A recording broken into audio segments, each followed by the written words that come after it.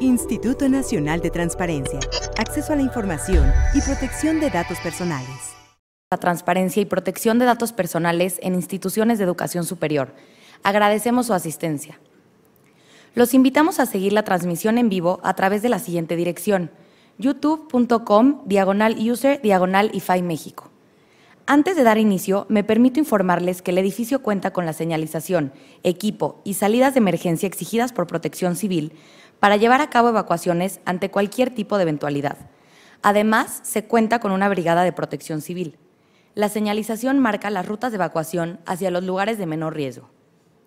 Solicitamos a ustedes sean tan amables de apagar sus celulares y aparatos localizadores o bien ponerlos en modo vibrador.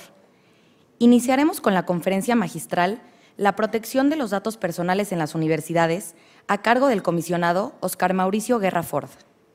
Lo acompaña la maestra María Rebeca Félix Ruiz, titular de la Unidad de Transparencia de la Confederación Patronal de la República Mexicana. Cedemos la palabra a la maestra Félix para que presente al comisionado Guerra. Muchas gracias.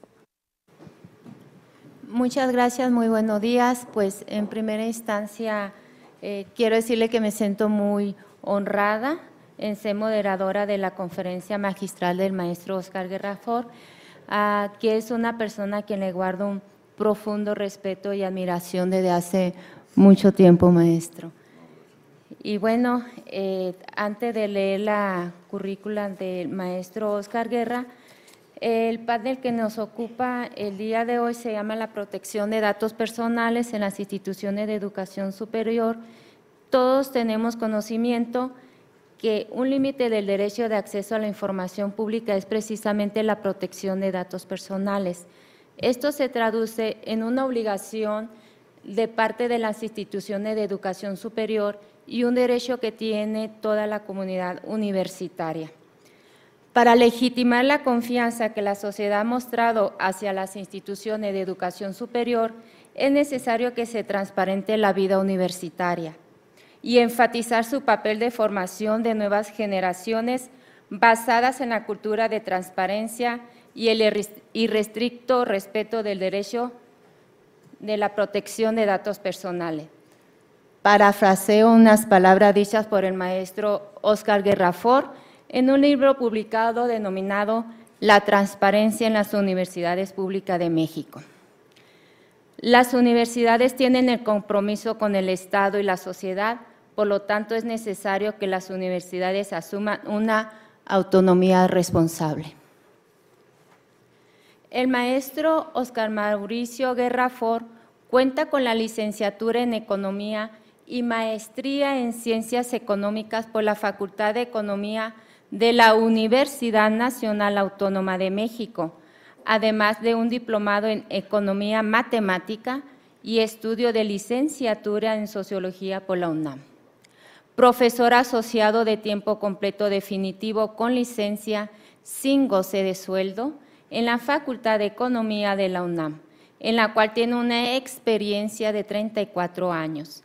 En los últimos años ha impartido la asignatura Economía Política de la Transparencia, la cual tiene por objetivo dotar a los estudiantes de los elementos teórico-práctico, del valor de la transparencia y el derecho de acceso a la información pública.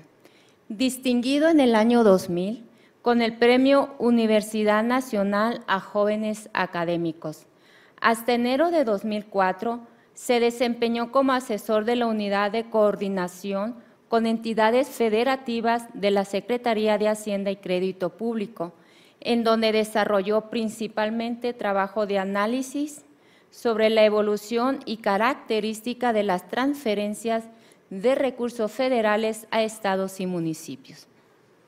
Participó en la elaboración del diagnóstico para la Convención Nacional Hacendaria sobre el tema de transparencia y rendición de cuenta en materia fiscal. Presidente de 2010 a 2011 de la Conferencia Mexicana para el Acceso a la Información Pública, organismo que agrupó a todos los órganos de transparencia, incluyendo al entonces denominado IFAI. Ha colaborado con la columna El Arco de Cristal del periódico El Universal con 35 artículos publicados cuyos contenidos hacen referencia a temas de actualidad en materia de transparencia, acceso a la información, rendición de cuenta y, por supuesto, protección de datos personales. Participante como conferencista en 189 seminarios, talleres y congresos a nivel nacional y 34 a nivel internacional. 118 de estos talleres al tema relativo de transparencia, acceso a la información pública y protección de datos personales. Ha realizado 23 publicaciones en libros, ensayos, memorias y revistas científicas sobre el tema de transparencia y acceso a la información pública. Coordinador de 3 libros relativos al tema que hoy nos ocupa y de marzo de 2006 a mayo de 2014 se desempeñó como comisionado ciudadano presidente del Instituto de Acceso a la Información Pública y Protección de Datos Personales del Distrito Federal. En mayo de 2014 recibió el nombramiento por parte del Senado mexicano como comisionado del Instituto Federal de Acceso a la Información Pública de Datos Personales, actualmente Instituto Nacional de Transparencia y Acceso a la Información Pública y Protección de Datos Personales, INAI. Quisiera agregar, si no me equivoco, que forma unanimidad los senadores los seleccionaron como comisionado del nuevo INAI. Y bueno, maestro, pues adelante, lo escuchamos.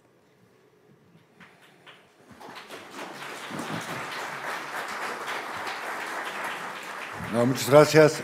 Muy buenos días a todos ustedes y gracias por continuar en este segundo día de este interesante seminario que se ha organizado por parte del INAI y, como se ha mencionado, con la coordinación y dirección de la comisionada Patricia Cursain, quien pues es la que está encargada, junto con las direcciones pertinentes, pues de un tema tan importante en tema de transparencia como es el de las instituciones de educación superior y, evidentemente, las denominadas universidades, entre otros temas también, como es el ámbito sindical que ahorita comentábamos de la reforma del día de ayer. Agradezco también a la gente que nos hace favor de seguir por la página del INAI y, pues, evidentemente saludar y me da mucho gusto que sea la moderadora de esta mesa, pues, María Rebeca Félix, la maestra, que, como ella lo dijo, y no es un dato personal, pues de hace tiempo nos conocemos, ella ha trabajado y por eso creo que es muy importante su presencia, aunque ahora está en la Coparmex, mucho tiempo en la Universidad Autónoma de Baja California, encargada de los temas de transparencia y conoce pues perfectamente pues lo que vamos a tocar o que se está tocando en este seminario, y creo que su experiencia en esta institución, tanto en materia de acceso a la información como de datos personales, pues es importante y pues tiene mucho también que aportarnos sobre estas experiencias para ver en qué cosas, digamos, se pueden mejorar y fortalecer en este tipo de instituciones tan importantes para el país. Una vez el rector de la UNAM, y esa frase no se me olvidará, pero creo que es una frase que se puede aplicar a todas las instituciones de educación superior o a las universidades, decía que la UNAM era la institución más noble que los mexicanos se habían dado a los mexicanos, porque representaba una oportunidad real, cuantificable y empírica de movilidad social para las personas que pueden acceder a la educación superior. Entonces, bueno, pues estas instituciones pues son instituciones por sí nobles en ese sentido, y creo que pues la transparencia, y en este caso el tema que hoy nos ocupa, la protección de datos, dado su vocación humanista de todo este tipo de instituciones, pues debe ser, y sé que es una preocupación fundamental en su quehacer diario. Empezaría simplemente recordando un poco algunas cuestiones que nos van a servir para bajar al tema de las instituciones de educación superior sobre por qué es necesario, digamos, la protección de datos personales.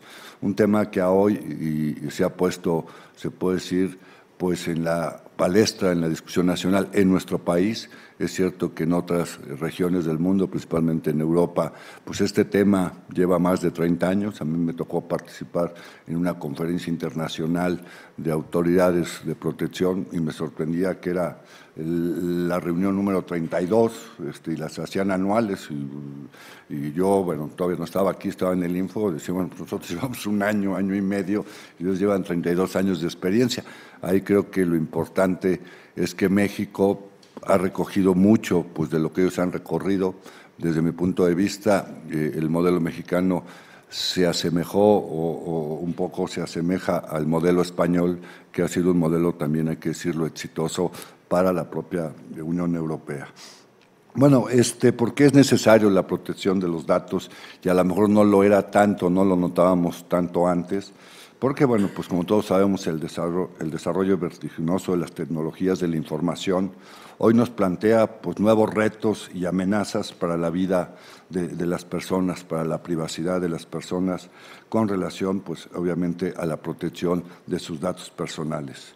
Estos riesgos que hoy están presentes de forma más acentuada, no quiere decir que antes no los estuvieran, pero hoy con las tecnologías de la información, las comunicaciones, etcétera, pues ponen en riesgo, si no protegemos bien y de forma debida, pues la privacidad de las personas, su patrimonio, su integridad física, emocional, etcétera, etcétera, ¿no?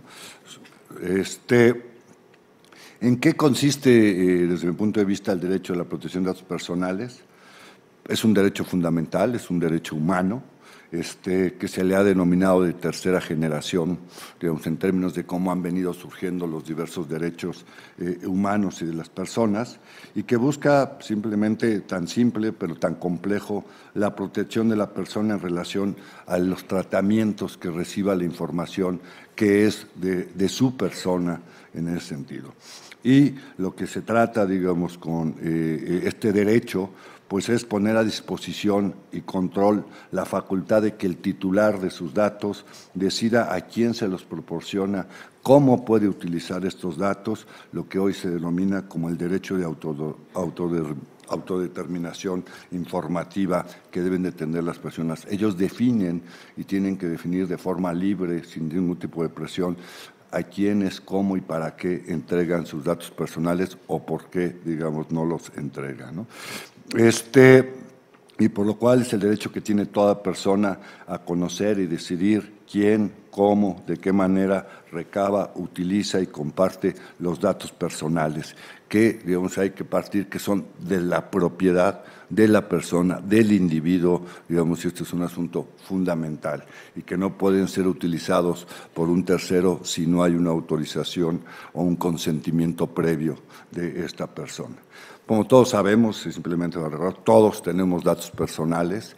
A veces uno, cuando a la gente le habla de sus datos personales, alguien decía es que a veces no saben ni cuáles son, que pues lo regalamos en cualquier momento, nos hacen una encuesta, vamos a una tienda, sacamos una tarjeta de promoción, etcétera, y pues lo regalamos, o sea, porque no tenemos primero la conciencia de que tenemos estos datos que son nuestros y que tal. Y pues bueno, pues evidentemente están datos tan sencillos, pero que son importantes como el domicilio, la edad, el sexo, la religión, el teléfono, etcétera, y luego pues datos más sensibles como pueden ser pues los expedientes de salud, el ADN, etcétera, etcétera, que pues son datos que hay que proteger, que tienen, es cierto, de diversa sensibilidad, unos son mucho más sensibles que otros, pero todos tienen que tener las medidas de protección y el cuidado para garantizar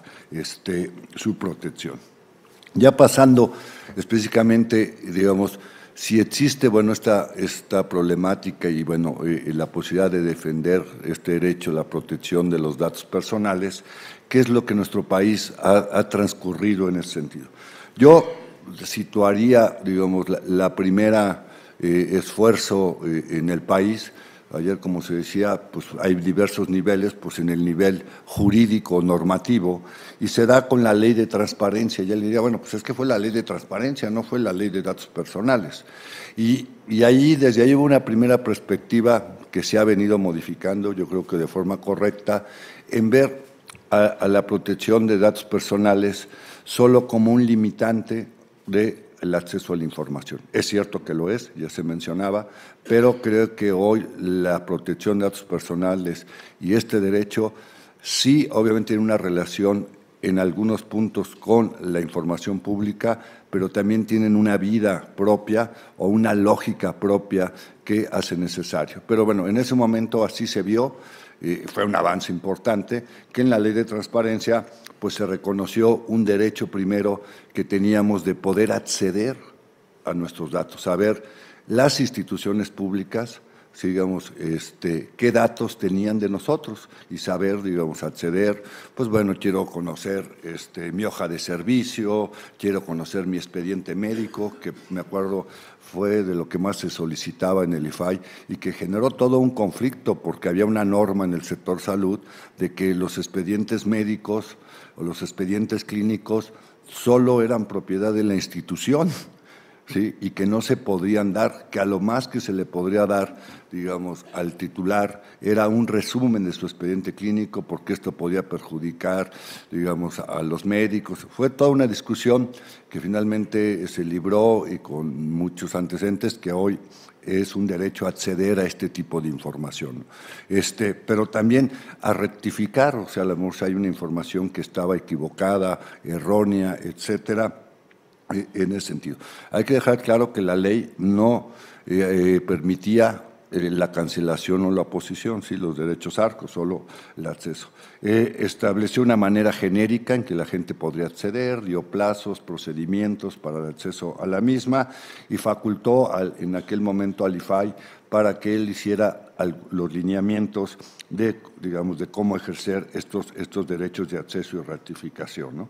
Y lo que hay que decir, el IFAI era la autoridad en materia, digamos, de transparencia o de acceso a la información y de datos personales, visto solo como una limitante, digamos, de información confidencial. Como saben, todas las leyes de transparencia traen un capítulo de información reservada y de información confidencial, y aquí era donde, digamos, se tocaban estos derechos ARCO. Y el IFAI era competente solo ante la Administración Pública Federal y esta ley sí era obligatoria para todas las instituciones federales, pero quien era competente era lo que se creaba en cada institución, los consejos de transparencia, los comités de transparencia o de datos, y ellos, en términos de esta ley, hacían sus propios lineamientos y sus propias instancias para, digamos, resolver los casos en la materia. En el 2007 tuvimos una importante reforma constitucional que incluyó la primera referencia ya específica, digamos, a la protección de datos personales. En ese sentido fue cuando se reformó el Sexto Constitucional y no solamente habló del derecho que tienen las personas al acceso a la información, sino puso una serie de atributos con el objeto de homologar el acceso a la información, pero también mencionó el derecho que tienen las personas a proteger sus datos y a lo que son los derechos ARCO de acceso, ratificación, cancelación y oposición. Es así que el 30 de abril del 2009 se reformó el artículo 73 para adicionar una fracción, que fue la 29-1, que estableció la facultad que tenía el Congreso, que era lo primero que había que hacer, para que él pudiera legislar en materia de datos personales en posesión de particulares. Y recuerdo, y con mucho gusto, porque en aquel momento, que hoy quien es nuestro coordinador de datos personales era diputado federal y le tocó trabajar sobre esta reforma y fue un impulsor de la misma. Así, ya el 1 de junio del 2009, el artículo 16 constitucional reconoció el derecho a la protección de datos personales como un derecho fundamental, independiente, cambió ahí la visión ya, o sea, sí hay una correlación en algunos puntos, se puede decir son como dos círculos que pues en algún momento sí tienen un punto de intersección, pero no a lo mejor la versión más geométrica, pero bueno, pero hay también partes en que los círculos tienen su propia lógica. Entonces lo reconoció como un derecho independiente, el derecho a la información con un contenido propio. Y decía el artículo 16, toda persona tiene derecho a la protección de sus datos personales, al acceso, rectificación, cancelación de los mismos, así como manifestar su oposición en los términos que fije la ley, la cual establecerá los supuestos de excepción, que es a los principios que rijan el tratamiento de los datos por razones de seguridad nacional, o sea, ya las definió cuáles podrían ser las excepciones, seguridad nacional, disposiciones de orden público, seguridad y salud pública o para proteger el derecho de terceros. El 5 de junio se da, digamos, la primera ley específica de datos personales, pero se dio en términos de los particulares, porque también recordemos que los datos personales no solo lo tratan, digamos, el sector público, sino y principalmente el sector privado.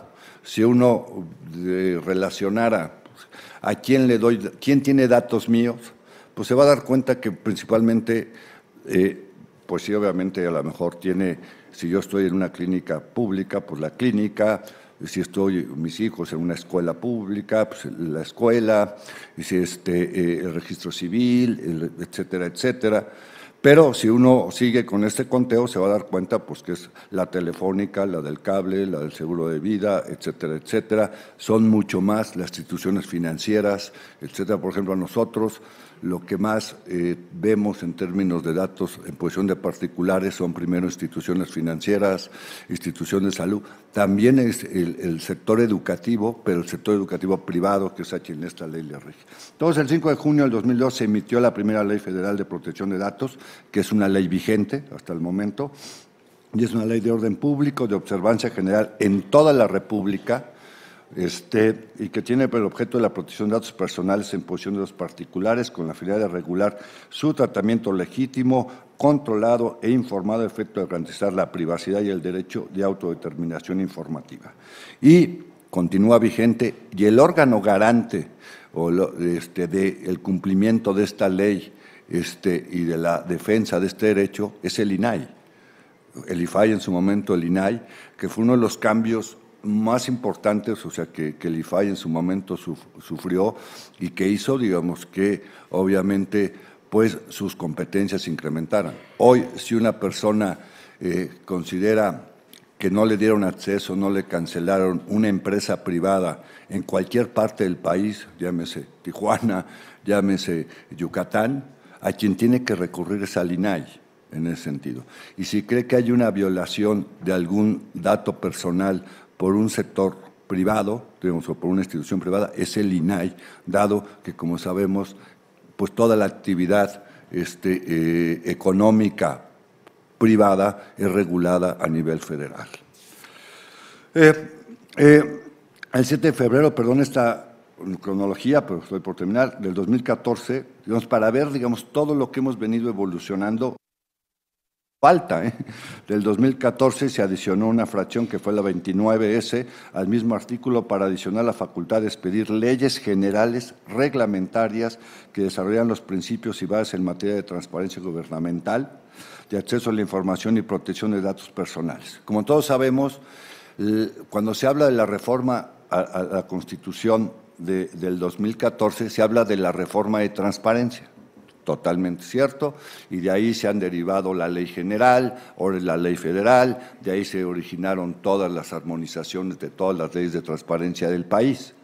Pero esa reforma también mandató hacer una ley, digamos, en materia de datos personales general y luego una ley, digamos, federal y en las entidades federativas, igual en materia de archivos, ¿no? Ya el 4 de mayo del 2015 sí se cumple y se publica la Ley General de Transparencia y Acceso a la Información. Un transitorio que es muy importante, que está en esa Ley General, es que dice que mientras no se expida la Ley General en materia de datos personales, que es en el momento en que nos encontramos ahorita. Es cierto que la Ley General de Datos Personales ya la aprobó el Senado, pero no se ha aprobado en la Cámara de Diputados, por lo cual, digamos, pues no está aprobada. Y entonces, llevamos, o sea, del 2015 que se aprobó hasta ahora, con este transitorio.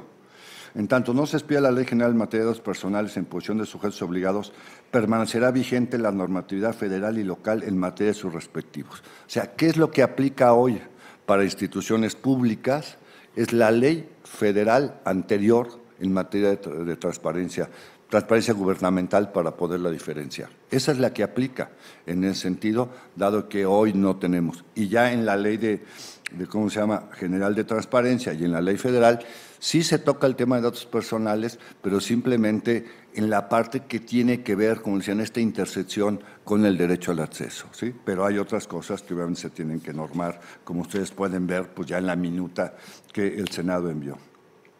Como le digo, el Senado ya la aprobó y tuvo simplemente pues una gran, no unanimidad, pero fueron 100 votos a favor y 3 en contra de la aprobación de esta ley general.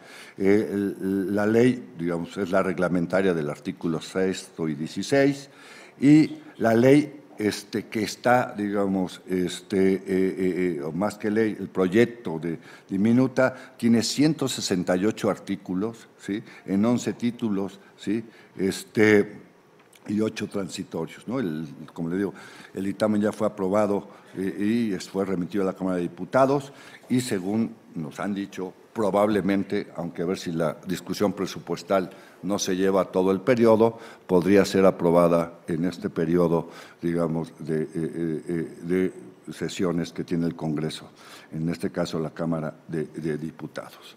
Entonces, ¿cómo estamos hoy? Si hoy nos damos cuenta, pues tenemos una legislación heterogénea que dependiendo o sea, el lugar donde yo resida y quién es el sector al cual quiero acceder o denunciar por, digamos, un maltrato de mis datos personales, pues es un poco enredado el asunto, para decirlo en pocos términos.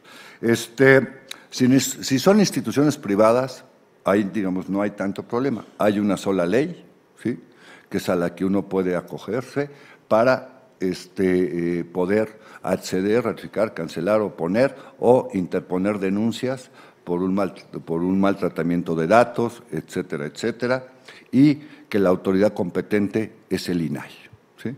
Yo sé que muchos estados a veces nos dicen, bueno, es que es pues muy complejo que todo, digamos, esté centralizado, digamos, a nivel del INAI. Y bueno, para esto pues se han abierto mecanismos electrónicos, etcétera.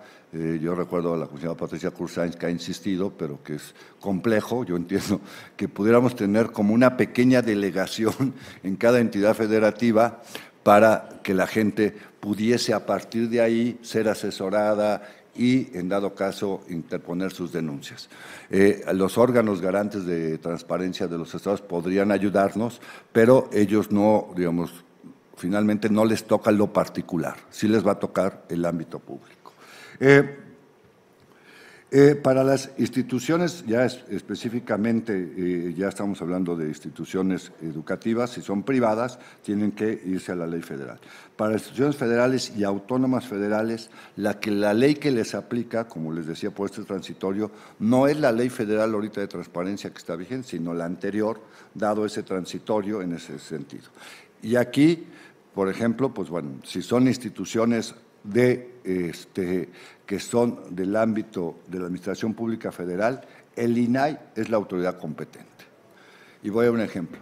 Pero, por ejemplo, si es la UNAM, ¿sí?, o es la UAM, o etcétera, etcétera, o es el INE, por decir, que sí les aplica la ley federal anterior en datos personales, la autoridad no es el INAI, la autoridad siguen siendo ellos, con las instancias y los reglamentos, digamos, que así tengan. ¿Qué pasa en el ámbito local? En el ámbito local tenemos 11 leyes, porque hay estados que ya han hecho sus propias leyes, ¿sí? No hay una ley federal, ¿sí?, de protección de datos o de protección de datos en instituciones o en sujetos obligados, aunque sujetos obligados se oye re feo, pero en instituciones públicas, sí. Pero sí hay 11 leyes estatales que ya, digamos, son específicas de protección de datos personales, pero para instituciones públicas de esas entidades federativas. Y estas son Colima, Guanajuato, Oaxaca, Distrito Federal, Tlaxcala, Campeche, Veracruz, Estado de México, Chihuahua, Durango y Puebla. ¿Qué pasa en los 21 estados restantes? Si yo quiero acceder, rectificar, cancelar o quiero denunciar un mal uso, un abuso, un maltratamiento de mis datos personales en el sector público, lo único que tengo es lo que la ley de acceso a la información de esa entidad me permite hacer, que es muy limitado en ese sentido, ¿no? ¿Cuál es, digamos, un poco cómo se ha desarrollado la solicitud de SARCO?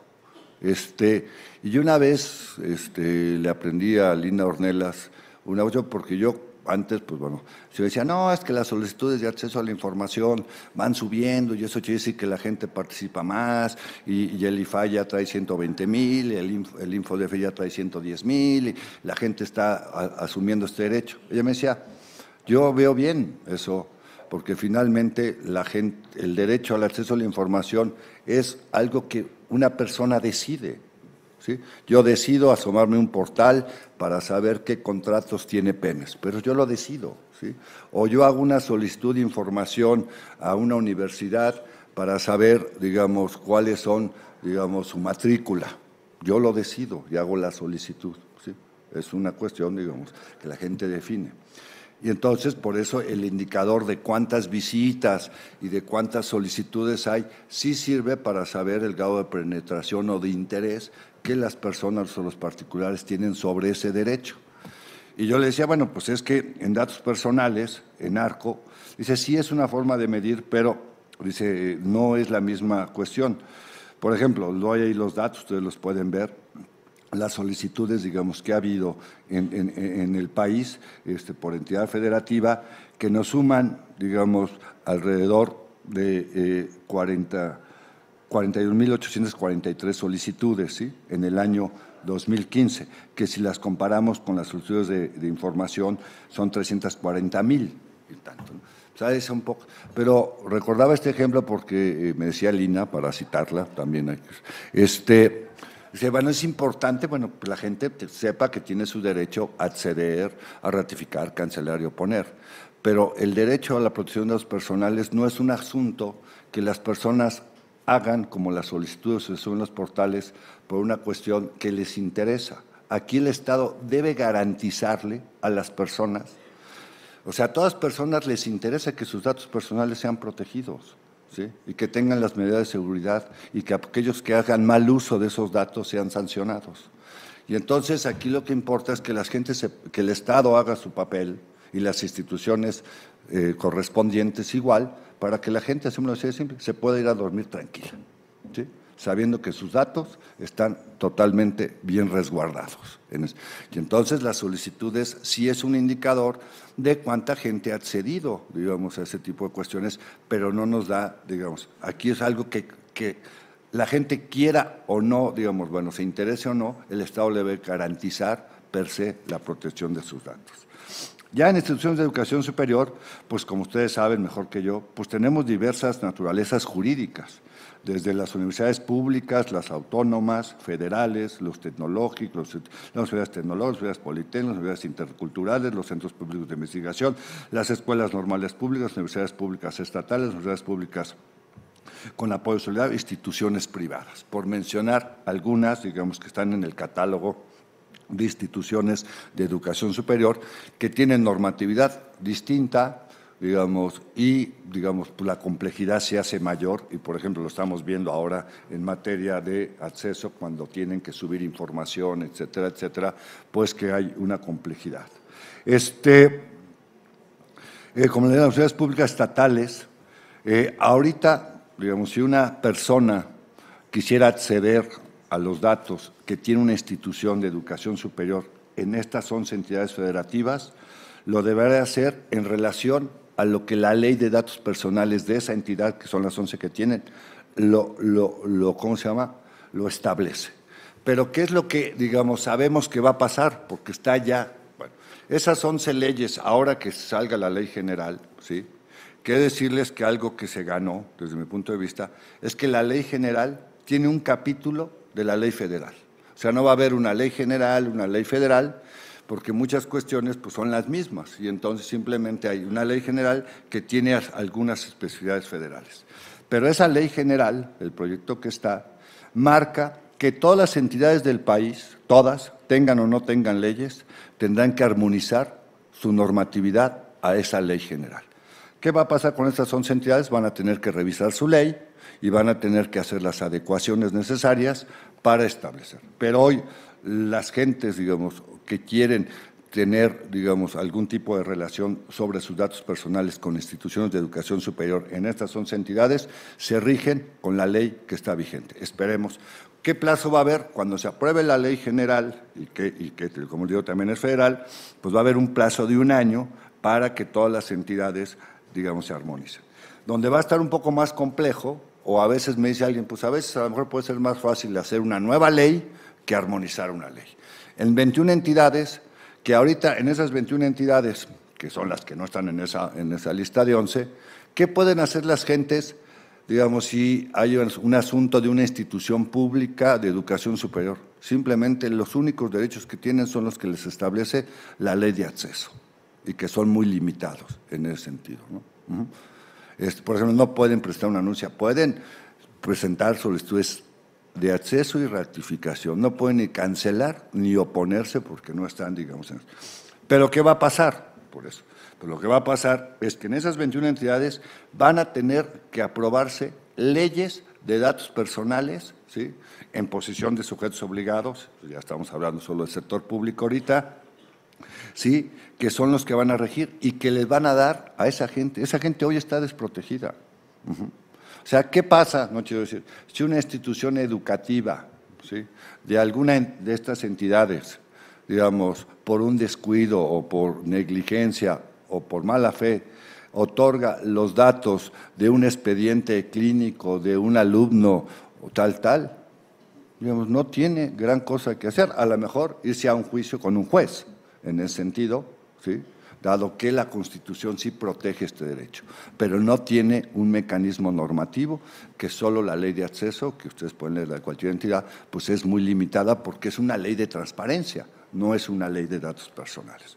En estas entidades tendrá que haber, y aquí tendrá que haber un esfuerzo muy importante porque se crea un sistema también, un sistema nacional, así como de protección de datos, para en 1 año poder cumplir con la armonización de estas 30, de las 11 que ya existen, más las 21 que hay que hacer nuevas. Alguien me dijo, para mí es más fácil hacer una nueva que armonizar una. No sé, el problema es que hay un plazo y entre más se tarden los diputados en aprobar la ley general, pues el plazo, digamos, tal. ¿Y qué es lo que sucede? Que estas personas están desprotegidas. Puse una institución de educación superior, pero pude poner, digamos, una dependencia de salud de cualquier entidad federativa que tiene datos muy sensibles, ¿sí?, o una escuela pública, pues digamos, existe esta problemática en ese sentido. Aparte que la gente, y hay que decirlo, no conoce de la existencia casi de este derecho. Cuando a la gente le sucede algo así, pues no, a veces a lo que llega más es a la denuncia pública en ese sentido. Yo recuerdo el caso en Sonora de una persona, de una alumna que la querían correr de una escuela porque tenía determinadas características, pues digamos tal, de una maestra en Sinaloa que también fue corrida de su trabajo porque fue, digamos, sus datos personales exhibidos en un video. Simplemente es el periodicazo y, digamos, no se queda, digamos, más allá de eso, ¿no? Por eso, bueno, pues es la urgencia, digamos, de que estas leyes puedan existir. ¿Qué datos personales tiene una institución de educación superior? Los principales, ¿no? Pues obviamente, las instituciones de educación superior, universidades, manejan muchos datos personales. Tienen, bueno, pues primero están compuestas por profesores, por alumnos, por investigadores, por todo el personal, digamos, administrativo, sindicalizado, no sindicalizado, el personal de confianza, ¿sí?, y los conferencistas, profesores invitados, etcétera, etcétera.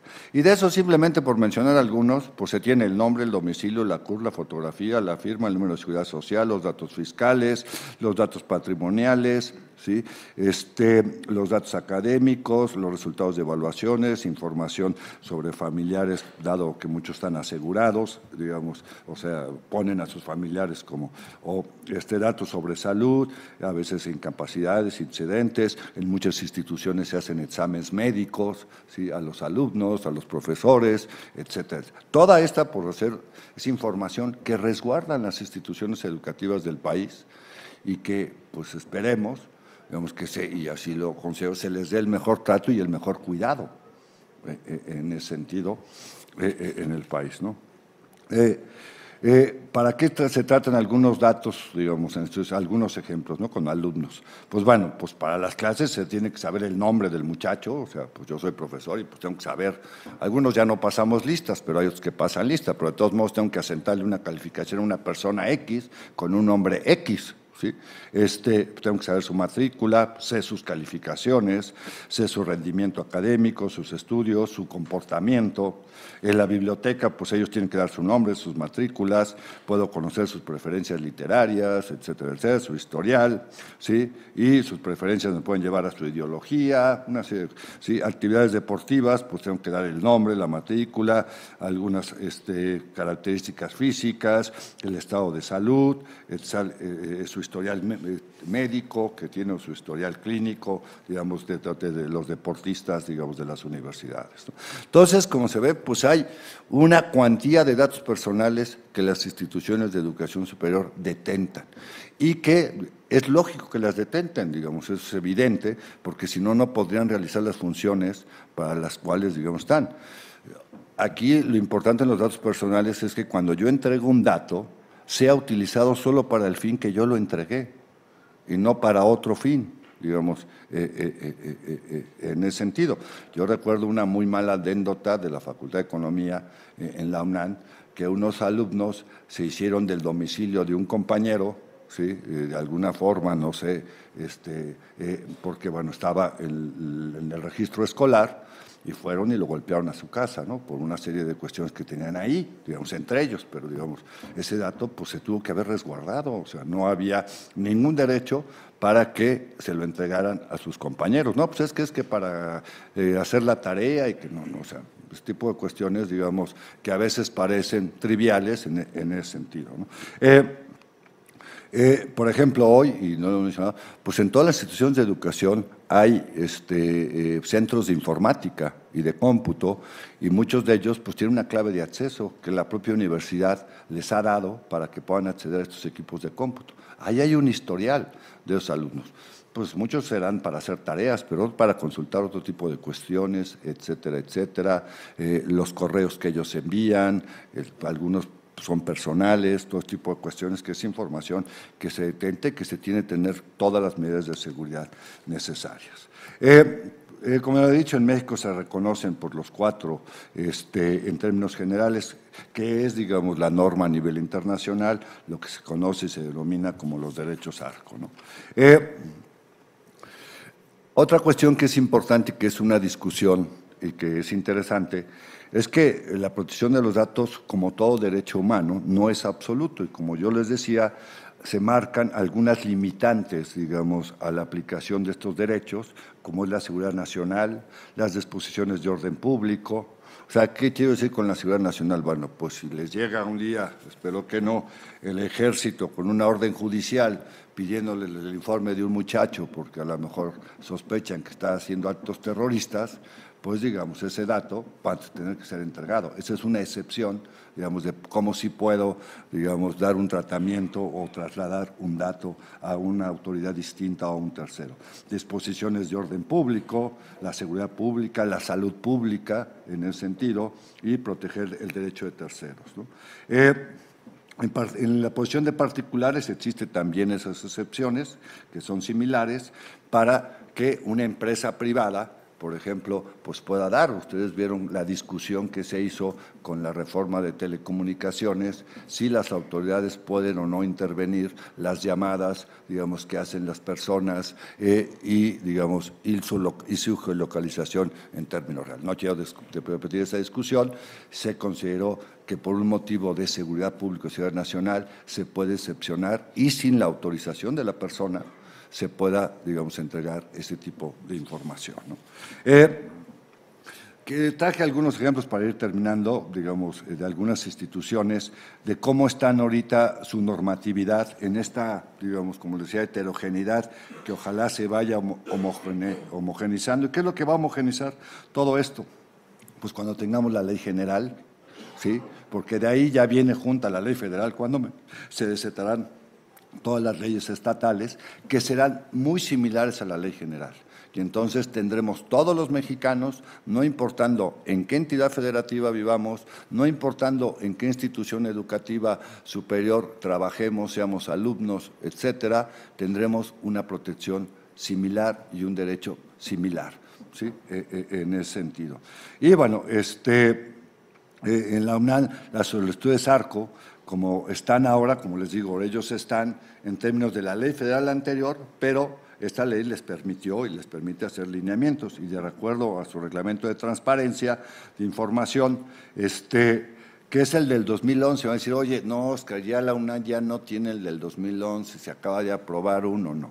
Lo que pasa es que el que se aprobó viene a normar la ley general y la ley federal en materia de transparencia.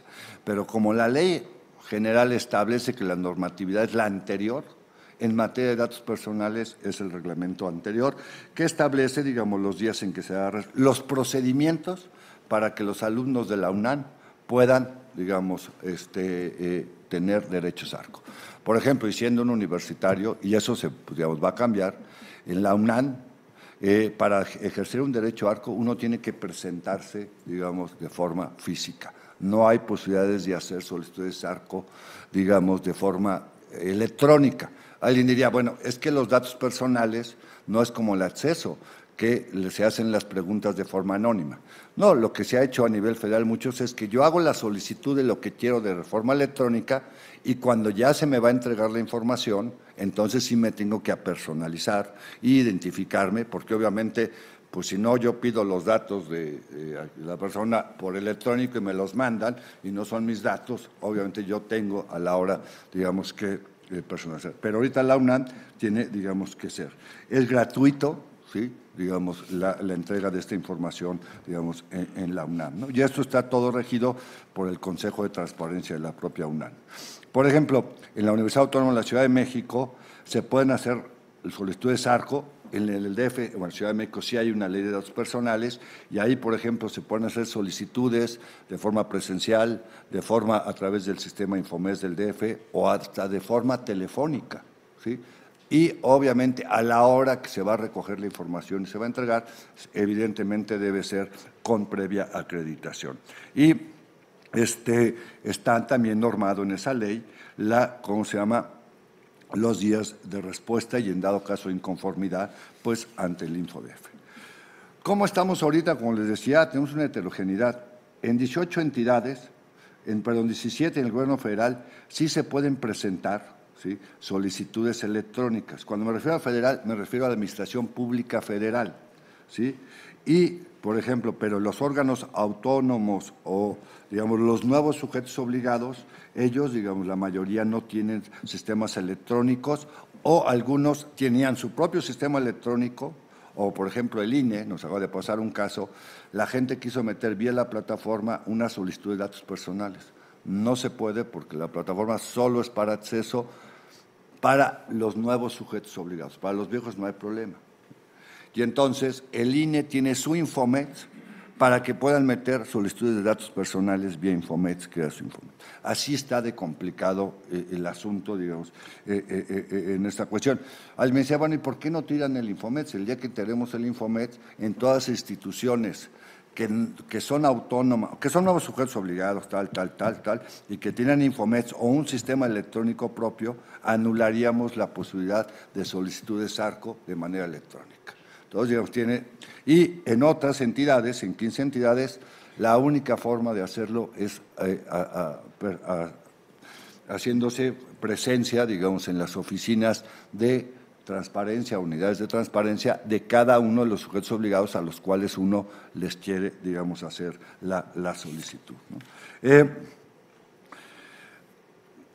También, bueno, otras cuestiones que las instituciones están obligadas a grosso modo es, digamos, a no tratar datos de forma, a tratar, los datos de forma lícita, no usar medios engañosos o fraudulentos para obtener datos, porque luego hay, por ejemplo, algo que se tiene que revisar, que pocos hacen y que está dentro de los principios, es que la información que me solicitan sea la requiriente, digamos, que sea la suficiente, porque hay veces que a uno le piden, digamos, yo me acuerdo un día cuando María Marván dijo, bueno, es que fue a sacar la licencia al DF y me pidieron de qué profesión soy y que cuándo me gradué y para sacar una licencia se necesita, mejor que me hagan el examen de la vista, que no me lo hacen, que eso se necesita para poder manejar, que me estén preguntando cosas, digamos, que son lo que se les llama datos excesivos.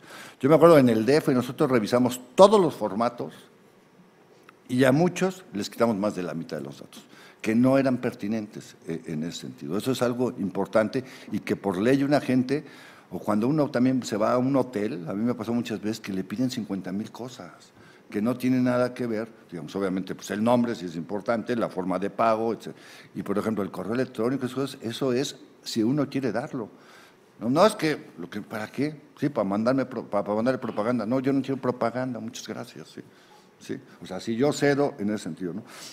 Guardar, obviamente, la confidencialidad de los datos, ¿sí? Informar al titular, previo recolección, sobre la forma en que van a ser tratados sus datos, ¿sí? Dar a conocer el aviso de privacidad, tratar solo los datos que sean necesarios para la finalidad que se motivó la recolección, mantener los datos actualizados, en casos de menores de edad, obtener el consentimiento de los padres o tutores para tratar los datos y permitir los derechos a ARCO, ¿no? La cadena, digamos, donde vemos siempre se rompe muy fácil para, digamos, pueda haber mal tratamiento o con los datos personales, ¿sí? Empleados mal capacitados a veces anexan bases de datos por error, ¿sí? En los correos o en otro tipo de cosas, revelan datos personales por teléfono, les habla cualquier persona y les dice que es tal persona y le dan los datos, ¿sí? Como decía, este asunto del domicilio, ¿sí? Administrativos que, ¿verdad?, difunden diversos datos, ¿sí? Oye, pues yo soy tu cuate, dame el dato de aquel, no, pum, se acabó así de rápido, ¿sí? Bueno, hay cosas tan simples que nosotros hemos visto, se tiran documentos con datos personales, sin estructurar, ¿sí? Y pues hay gente que pues, recolecta y, digamos, puede conocer diferentes datos. Simplemente quiero terminar haciendo una cuestión que a veces está, digamos, en discusión y lo puedo entender, y este asunto de que la ley general y la ley federal hablan, y a lo mejor ahí sí fue erróneo, de servidores públicos en obligaciones de transparencia. Y entonces las universidades que hacen una discusión, por ejemplo, no muy bien, si son o no son servidores públicos. Y entonces dice, deberán de publicar en sus portales o en la plataforma, ¿sí?, el nombre, cargo, nombramiento, asignado, nivel del puesto, la estructura organa, la fecha de acto, ¿sí? Y también dice la remuneración bruta y neta. Y dice de los servidores públicos. Y muchos dicen, a mí no me aplica porque yo no soy servidor público. A lo mejor la ley está mal redactada. Finalmente, los que somos profesores, porque yo soy profesor de la UNAM con licencia, sin goce de sueldo,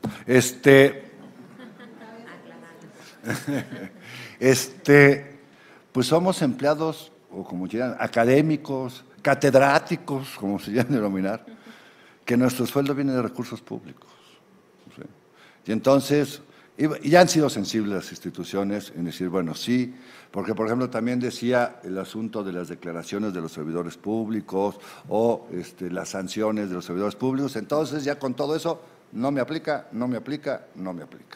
Y creo que hemos llegado a un buen acuerdo, que no le pongan servidores públicos, pónganle como ustedes consideren, digamos, como sea la palabra, que digamos que es una discusión vieja, pero que esa información, que es sensible, yo entiendo, el asunto sobre todo de las remuneraciones, etcétera, pues eso es información de oficio. Y una de las excepciones que marca la protección de datos personales, digamos, una es que los servidores públicos o la gente que recibe ingresos públicos, ¿sí?, pregúntenle a una asociación ahorita que ya le están pidiendo que gastó todo ese dinero, ¿no? En ese sentido, y ya nos pidió ayer la Cámara de Senadores que le demos la lista de todos aquellos que revisen recursos públicos, digamos, sean personas físicas o morales, ¿sí?, digamos, porque hacen actividades y hay que rendir cuentas de esas actividades con recursos públicos. Entonces, bueno, pues esta es una excepción, o los servidores públicos, o la gente que tiene un trato distinto. Obviamente, una persona en el sector privado, pues no tiene que publicar la nómina del sector de su empresa, ¿sí? Pero al haber aquí recursos públicos que todos los mexicanos aportamos, unos más, otros menos, etcétera, pues es una obligación, digamos, pública. Y hay otros puntos, digamos, que son interesantes, que a veces se discuten, la remuneración, que desde mi punto de vista en una prueba de interés público, que se podría hacer, pero ya la ley lo marca y en otras, por ejemplo, la lista de los profesores con licencia o año sabático, pues también, el listado de las becas y de los becarios, ¿sí? También es público, digamos, pues son recursos. Y otro, el resultado de las evaluaciones docentes, de los concursos de oposición, ¿sí? Para ingreso y promoción. ¿De quiénes? Del que obtuvo el concurso.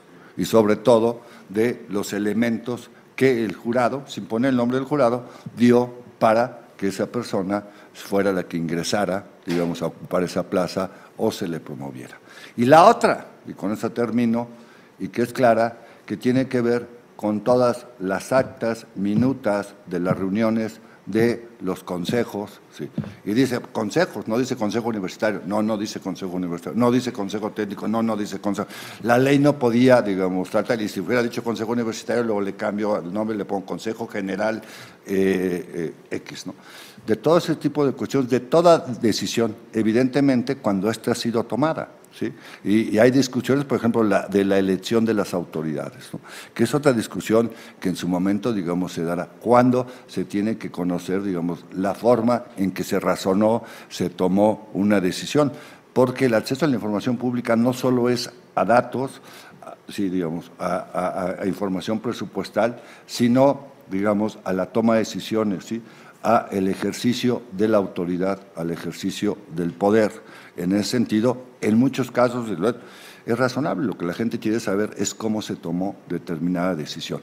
Ya tomada, obviamente, el acceso a la información establece con una causal de reserva el proceso deliberativo para cuidar el proceso y no, digamos, entorpecerlo, pero ya tomado el proceso, cuidando muchas veces, y se hacen versiones públicas, no se trata de personas, se trata de decisiones institucionales. Entonces, como ustedes ven, pues finalmente el campo de los datos personales en el país pues está avanzando, yo les digo pero digamos estamos yo creo que por pasar a concretizar algo muy importante, que podamos tener una legislación en todo el país homogénea, ¿sí? No igual, pero homogénea, digamos en ese sentido, que garantice a todas las personas una debida protección de sus datos personales, no importando el estado en el que les tocó vivir, la ley o el Congreso que les tocó en ese sentido, y también pues esto obviamente protegerá a todos, digamos aquellos que están en las instituciones de educación superior o universidades en el país,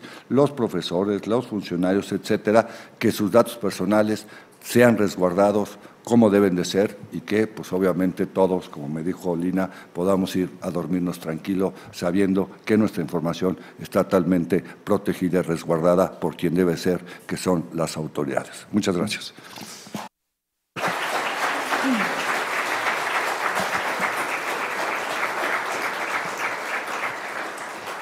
Pues damos las gracias al maestro Óscar Mauricio Guerra Fort por su excelente exposición.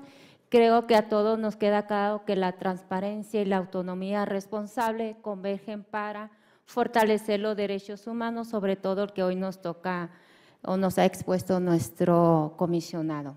Y bueno, también todos tenemos que partir de aquí sabiendo que como instituciones de educación superior debemos de erigirnos como ejemplos en la sociedad en cultura de transparencia. Desafortunadamente el tiempo se ha agotado para preguntas y no sé aquí en este proceso si se recibirán por algún correo o ya no habrá oportunidad de formularlas. Bueno, mi correo es público, está en la página, en ese sentido, o vía Twitter también. Cualquier pregunta, comentario, observación, bienvenida, y de verdad sí las contesto.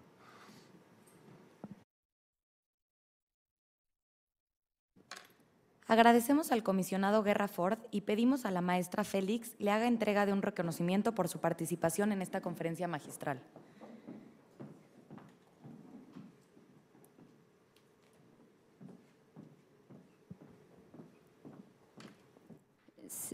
El Instituto Nacional de Transparencia, Acceso a la Información y Protección de Datos Personales otorga el presente reconocimiento a Óscar Mauricio Guerra Fort por su participación como ponente en el evento Encuentro por la Transparencia y Protección de Datos Personales en instituciones de educación superior.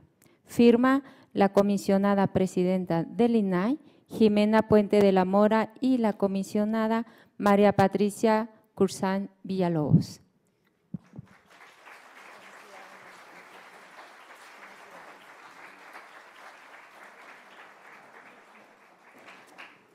Invitamos a los asistentes a permanecer en su lugar, ya que en breve dará inicio el panel 4, titulado Importancia de la protección de datos personales en las instituciones de educación superior. ¿Cuáles son las medidas adoptadas?